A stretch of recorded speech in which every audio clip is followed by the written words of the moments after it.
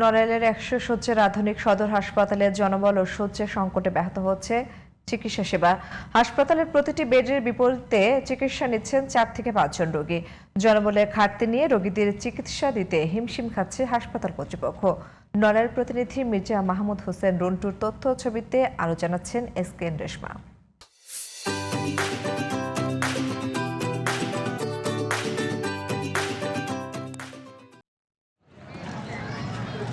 ১০০ শয্যার নড়াইল জেলা হাসপাতালে শিশুদের জন্য বরাদ্দ ১৯টি বেড, আর এর বিপরীতে ভর্তি রয়েছে ১৪৯ রোগী। শিশুদের জন্য চিকিৎসায় আছেন মাত্র একজন ডাক্তার। শুধু শিশু ওয়ার্ডই নয়, হাসপাতালের প্রতিটি বিভাগেরই দশা একই। ২ তলার এই হাসপাতালের প্রতিটি ফ্লোর ও বারান্দায় রোগীদের উপচে পড়া ভিড়। জনবল সংকটও প্রকট। ৪০টি পদের বিপরীতে ডাক্তার আছেন মাত্র ১৯ জন, কনসালটেন্ট ১৯ জনের বিপরীতে আছেন মাত্র ৪ জন। মেডিকেল অফিসারের ৫টি পদ থাকলেও আছেন মাত্র ২ জন। ইমার্জেন্সি মেডিকেল অফিসার ৪ জনের মধ্যে ২ জন। বিশেষজ্ঞ চিকিৎসকের অভাবে রোগীদের পাঠানো হয় পাশের জেলা যশোর ও খুলনায়। এতে বাড়তি অর্থ খরচের পাশাপাশি তীব্র দুর্ভোগ পোহাচ্ছেন রোগী ও স্বজনরা। ১৭ থেকে ১৮টা বেডের সবগুলো আছে, বাট তার বিপরীতে দেখা যাচ্ছে ১৪৮টা রোগী আজকে ভর্তি আছে।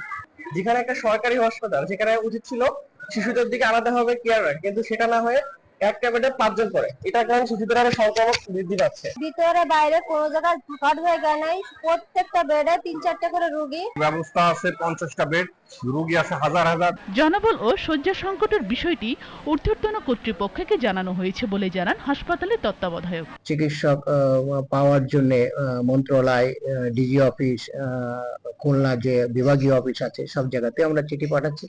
দ্রুত সমস্যা সমাধানের আশ্বাস স্থানীয় জনপ্রতিনিধিদের।